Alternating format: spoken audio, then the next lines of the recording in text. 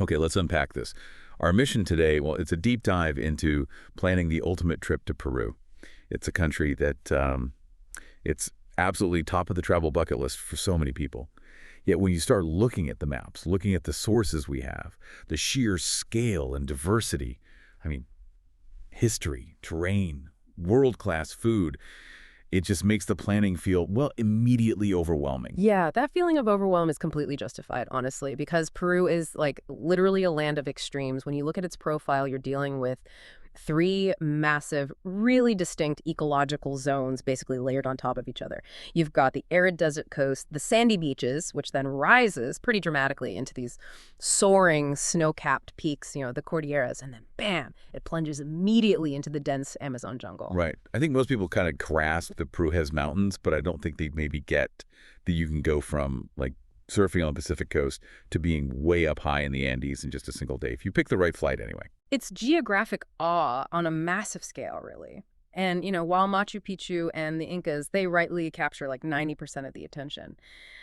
What the sources consistently highlight is that the country is just dotted with astonishing archaeological sites from dozens of pre-Columbian civilizations. You could spend years, literally years, just exploring ruins far older than the Incas, like the great Earth city of Chan Chan on the northern coast. But we can't even really get to the ruins without pausing for the food, can we? Yeah. I mean, if you needed an immediate sort of visceral reason to book this international flight, the fact that Peru is, well, pretty much universally considered the best food destination in South America, that should be it. Oh, absolutely. And the sources dive deep into why that is. It's this remarkable culinary alchemy, really. You start with, 3,000 miles of coastline, providing incredibly fresh fish.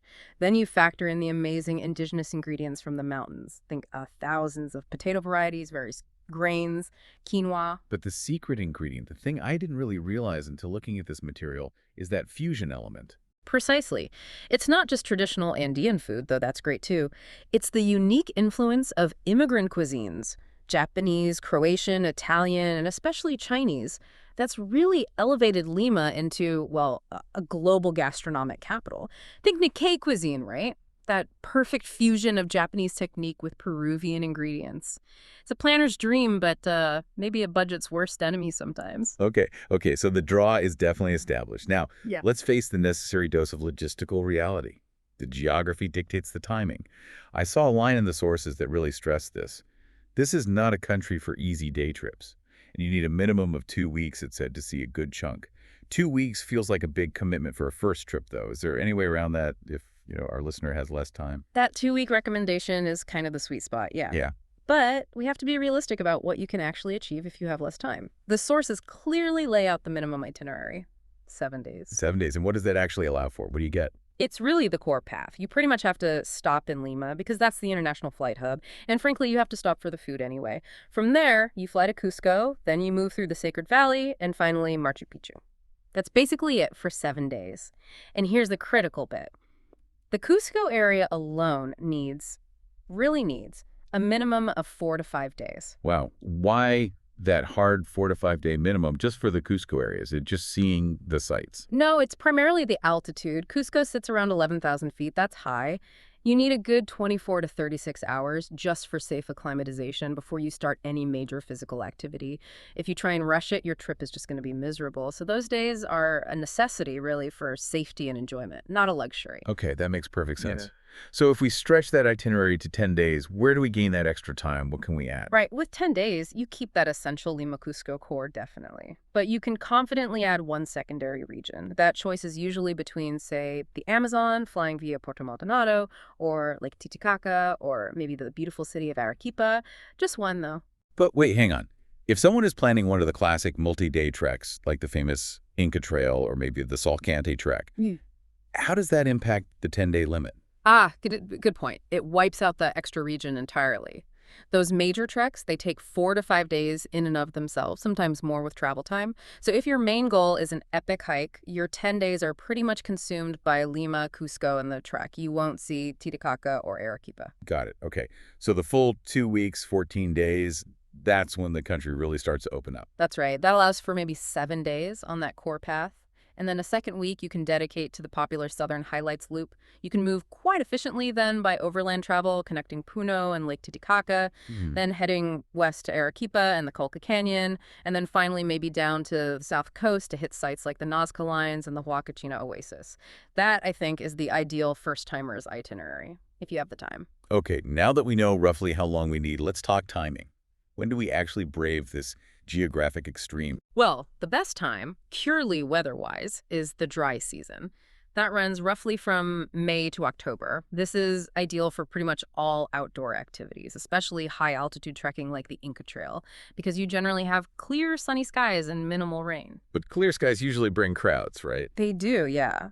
The sources caution that July and August are absolute peak tourist season. The weather is fantastic, sure, but you'll pay top dollar for lodging and flights, and you'll definitely be sharing the trails with, well, everyone else.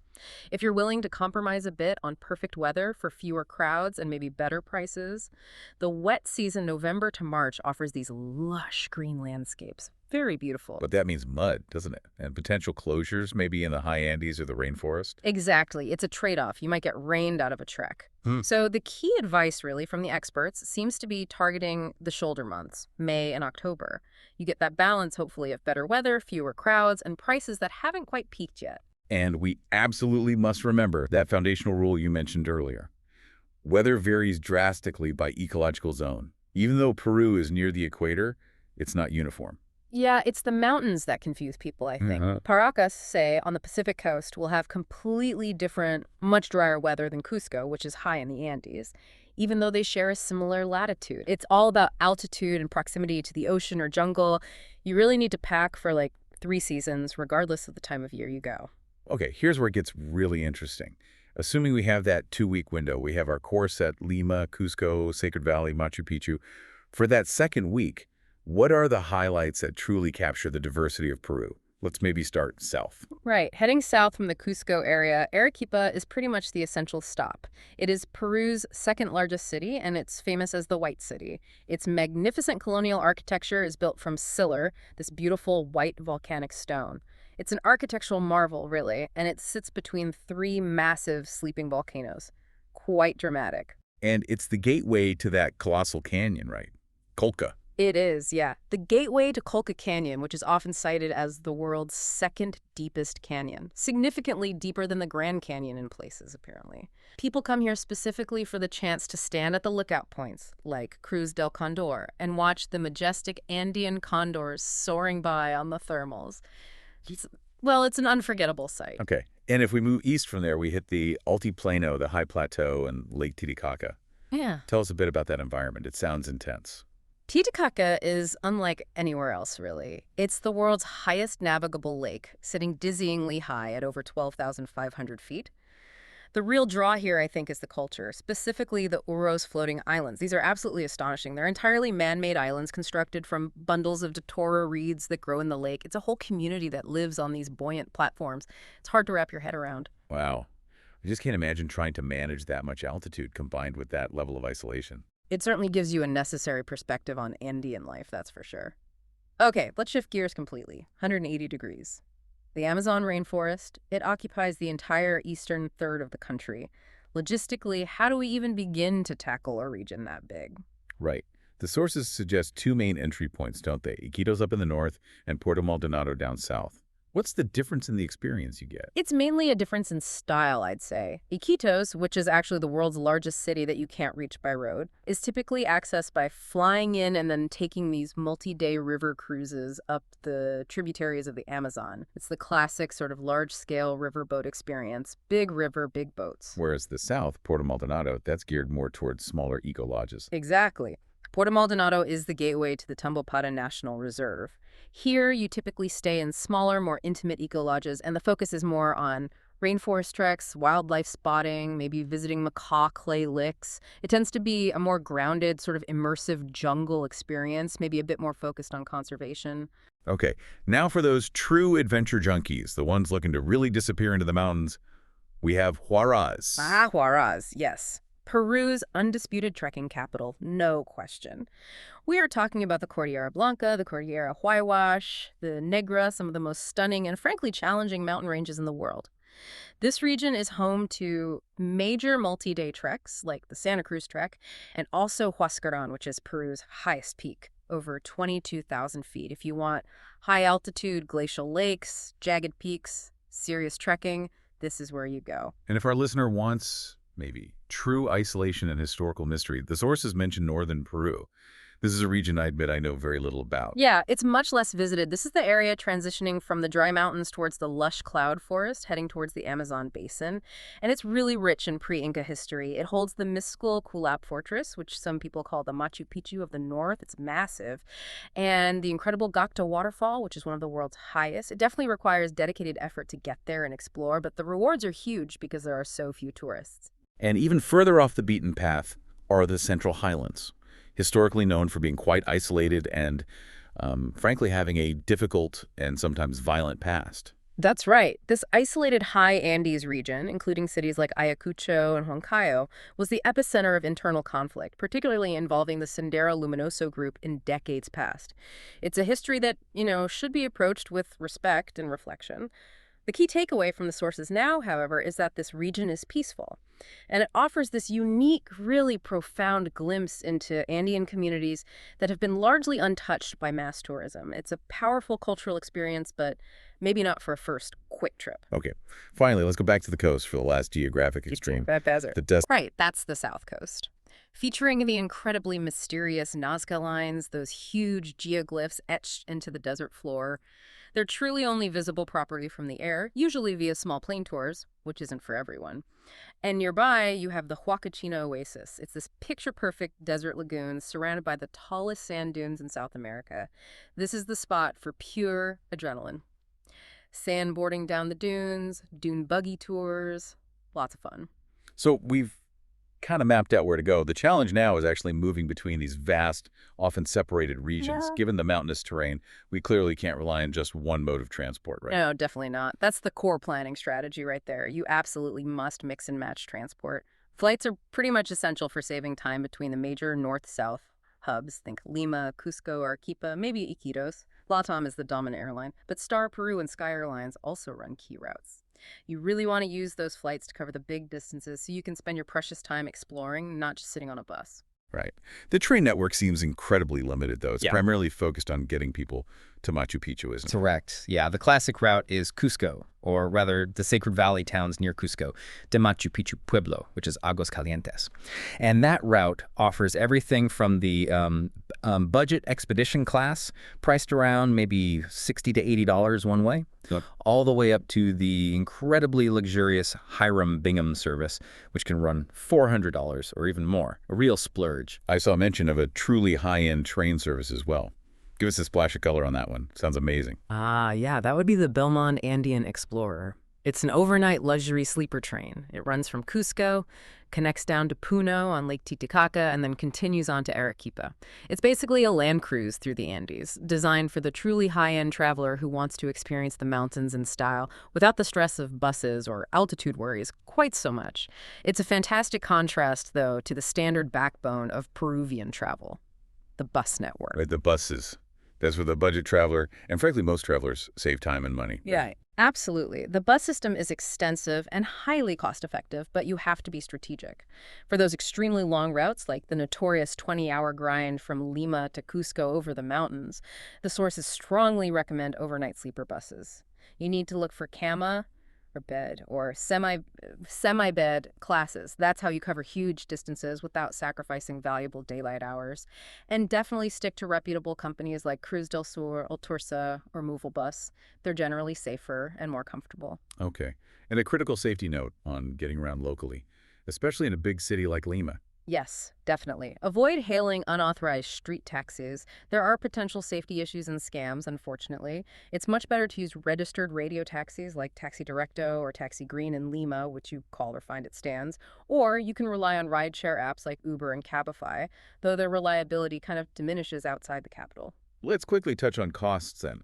We established that Peru is scalable budget-wise, but it's definitely affordable, especially for backpackers, right? Oh, highly affordable at the budget end. You're looking at dorm beds ranging from maybe $2 USD a night in some places. Even a basic, clean private room is often only $15 to $30. And even in major cities like Lima or Cusco, a nice, comfortable three-star hotel usually stays within the $80 to $150 range. So very manageable. And the food is where you can truly stretch your money, isn't it? Absolutely. The local set lunches, called menus, are just a revelation for budget travel. They can start as low as $3 USD for a multi-course meal, soup, main, drink, maybe even a small dessert. Incredible value. Even if you choose a mid-range restaurant in a more touristy area, you'll generally only spend maybe $10 to $30 per person for a really good meal. Okay, before we wrap up the logistics, we Yeah. absolutely have to revisit the altitude sickness problem. It keeps coming up. If you're flying into Cusco or traveling up to Puno, that altitude is a serious factor. What are the must-know prevention tips again? Right.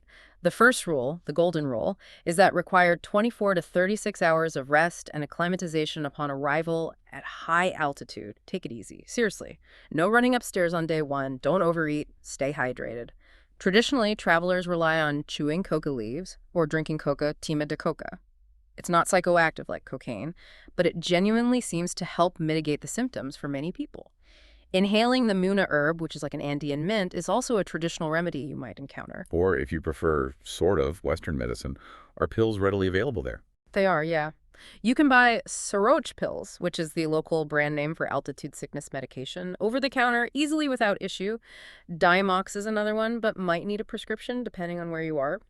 And finally, just quickly on money management, remember that while credit cards are widely accepted in Lima and tourist centers, you absolutely need cash, Peruvian soles in smaller towns, and especially in markets. Bargaining is pretty standard and expected in those market settings. Don't be afraid to negotiate politely. And tipping guides, maybe $5 to $10 a day per person, and around 10% in restaurants is customary. Perfect. Now let's circle back to what probably motivated this trip in the first place for many. The culinary scene. Lima is a gastronomic capital. We established that. We absolutely must leave our listener with the iconic list. What must they try? Okay, the iconic list. You really should try and check them all off if you can. First, obviously, ceviche. This is the national dish. Raw, super fresh seafood, flash marinated in lime juice, onions, and chili, usually ashai. It is bright, acidic, vibrant, just unforgettable. Okay. And for something hot and maybe more comforting. Then you need lomo saltado. This is the perfect example of that Chinese-Peruvian fusion, chifa food. It's a sizzling stir-fry of beef strips, onions, tomatoes, soy sauce, vinegar, and uniquely, French fries mixed right in, all served alongside rice. It's hearty, savory, and utterly delicious. We definitely need a creamy dish and a dessert to round it out. Okay, the creamy favorite has got to be ají de gallina. It's this rich chicken stew, shredded chicken cooked in a creamy, mild yellow chili pepper sauce. That's the ají amarillo. Often has walnuts or pecans, too. Very comforting. And for dessert, you have to track down picarones. These aren't donuts. They're deep-fried rings made from squash or sweet potato dough. And they're served piping hot, drenched in this dark, spiced honey or molasses dipping sauce. So good. Okay, my mouth is watering now. So what does this all mean then, when we boil it down? Planning a trip to Peru seems less about simply picking which famous sites you want to see, and much more about how you plan to efficiently move between those sites. Right? It really requires recognizing its distinct ecological zones, coast, mountains, jungle, and strategically using domestic flights and maybe those overnight buses to beat the scale of those mountains and maximize every hour you have. Absolutely. The mountains, the Andes, they truly change everything about travel planning there. If you can master the logistics, figure out that efficient movement between the coast, the Andes, and the jungle, you will unlock a depth of experience that, honestly, most first-time travelers probably miss because they underestimate the travel times. Right. And finally, a provocative thought for you, the listener, to maybe mull over as you start drafting that itinerary. The Incas, Machu Picchu, they are the magnetic main draw, of course. But consider actively seeking out some of those vast, less visited wonders we mentioned earlier. Don't just focus only on the famous stones, amazing as they are. Maybe look for the pre-Inca adobe ruins of Chan Chan on the north coast, which is just mind-blowing in scale. Or even look into the incredibly unique, slightly crazy experience of glamping in those clear glass pods hanging high up the cliffs of the Sacred Valley. That's how you truly start to experience the breathtaking, sometimes intense extremes of Peruvian history and nature.